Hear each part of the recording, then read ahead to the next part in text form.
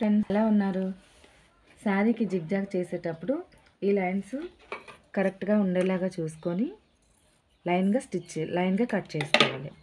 Cut చేసుకున్న తర్వాత మనకి థ్రెడ్ ఎక్కడైతే ఉందో ఈ పాదం కింద ఇది చెడు మన వైపు ఉండేలాగా చూసుకొని మంచి ఇటువైపు ఉండేలాగా చూసుకొని చెక్ చేసుకోవాలి. చెక్ చేసుకొని మనం ఫాల్స్ జిగ్జాగ్ చేసుకునేటప్పుడు ఎక్కడ టెన్షన్ పడకుండా ముందు నీడిల్ దారం సరిపడా కిందకి దించుకొని ఈ విధంగా పట్టుకుంటూ ఫాల్ని మాత్రమే గట్టిగా పట్టుకుంటూ ఇక్కడ ఈ విధంగా ఈ చేత్తో దీన్ని ఇలా పట్టుకుంటూ మనం స్టిచ్ చేసుకుంటూ రావాలి.